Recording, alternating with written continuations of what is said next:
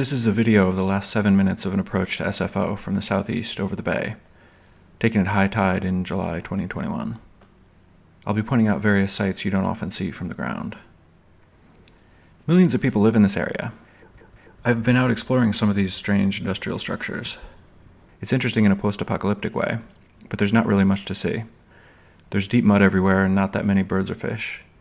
The salt flats themselves have amazing geometry coming to life, crystals growing out of blood-red pools and crunching as you walk along.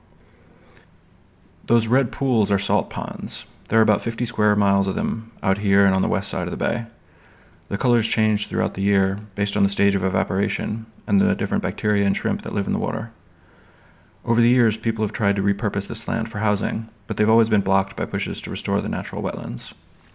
This little development is the town of Newark, founded in 1955, named after Newark, New Jersey, founded 1666, which is itself a shortening of the phrase New Ark of the Covenant. We're facing west over the peninsula. That's San Jose in the upper left. Running left to right along the inner bay is Highway 101, and that grassy area is Moffett Federal Airfield, where NASA stores giant blimps you can see as you drive by. This is Dunbarton Rail Bridge, which ran freight across the bay until 1982. There's been talk of Facebook restoring it for car traffic, but nothing's happened yet. I love these curving fractal drainage channels. It's amazing how quickly they expand. Over just a few hundred yards they can double in width. Is it because of the intense tides? The west end of the rail bridge burned up in 1998. They suspect arson. This big bridge is Dunbarton Bridge. I have no idea what that array of little round islands is to the left of its landing on the peninsula. To the right of the bridge landing is a power station. There's a whole network of power distribution towers set out in the water. It'd probably have been impossible to get permission to build it on land, so they built it out there. Out of sight, out of mind. That white building is Facebook's old headquarters, and behind it, to the right, is their new mile-long one. I've been inside and onto the roof. It's like a Star Trek set. You're surrounded by plants and giant whirring machinery, with free food stations and engineers trying to find a spot to eat, an aggressively artificial paradise. I'm fascinated by the reverse-running channel from the outer salt pond, thickening as it runs away from the bay. Natural shapes reasserting themselves within their constraints. Behind Facebook HQ is East Palo Alto. Houses in that little triangle of suburbia go for $1.4 million USD. That patch of yellow grass on the hill is Stanford's 4,000 unused acres of land, which they don't pay property tax on. And in the middle distance, under what looks like a forest, is Atherton. Median home sale price $6 million. We just passed Bedwell Bayfront Park, which is a good spot to get out onto the salt flats if you want to experience them yourself. This jut of land reclaimed from the salt flats has a giant concrete factory at the end, a Google office and the little office park there. Redwood City Port's on the left side of the channel, and Impossible Meats headquarters is behind that. I took a sailing course in the marina in the innermost harbor a few years ago. You can sail all day in the channel. It's way bigger than it looks.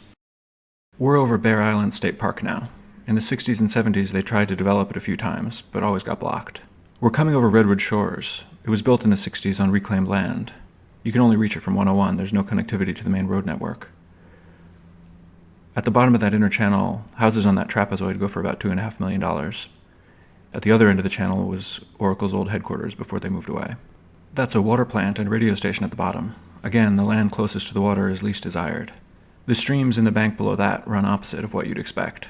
The next development is Foster City, which is also not connected to Redwood Shores at all, despite being so close. It's full of winding streets with ridiculous names like Fathom Drive and Grunion Court. If you look in the lower left, you can see they've dug trenches in the sand spelling out Foster City. This isn't something we do today. We don't view nature as something for us to own or use for our own purposes anymore. Those oval islands have names like Flying Mist Island, not a place I'd like to be stuck in an earthquake. That Central Park is called Leo J. Ryan Park. He was the senator killed in Guyana in 1978 while investigating Jim Jones's cult, the last senator killed in the line of duty. 2-bedroom condos in the white buildings to the left of the main lake go for about $1.2 million. We're passing over 32, which heads over the mountains past an old multicultural cemetery with all sorts of languages on the headstones, up there in the mist on the way to Half Moon Bay. This is one of my favorite spots. To the left of the golf course is the staging area for the kite surfers. They launch from the rocky beach visible here. The Bay Trail runs all along the inner shore. It's full of runners and bikers. It's great. This mound is Seal Point Park. Dog walkers and stair climbers everywhere. Amazing lush growth in the spring. There's a set of wind-powered art and musical instruments on top. Right now it's been clear-cut because it used to be a garbage dump, and they're afraid of the roots puncturing the plastic containment layers. Houses in the foreground go for about $1.5 million. You're about to see Poplar Creek Golf Course. It's 117 acres, brings in about $3 million a year in fees for San Mateo. The land itself is probably worth $500 million to $1 billion, but San Mateo prefers to just make $3 million a year and not charge property taxes. A smaller property was bought for more than $300 million by Apple 10 years ago and generates $40 million a year in property taxes. Never mind the environmental value of letting people have shorter commutes and the benefit to human autonomy of letting people choose the best way to use their own things and let the market provide solutions rather than the city council. Our normal perspective makes us miss what's really going on here. Nearly none of the infrastructure and civilization and support we saw was built in the last 20 years. We're living off of actions that were taken in a freer time. This is not sustainable. People can't afford places to live and have families. Can Impossible Meat make a deal to take over some of that land and grow more quickly? Can we buy off environmental interests and promise to preserve 10 times as much land forever for the land we would develop here, saving animal lives and giving people nicer homes? We need something to fight back against these busybodies. If I want to do anything on the peninsula, there's 100 people and 100 laws that can stop me. All I can think of is the old American virtue freedom. The right to do stuff with land and resources that you own is the only defense against busybodies in the long term. Requiring central approval for all decisions means there's only one brain, one communal intelligence that decides what we solve.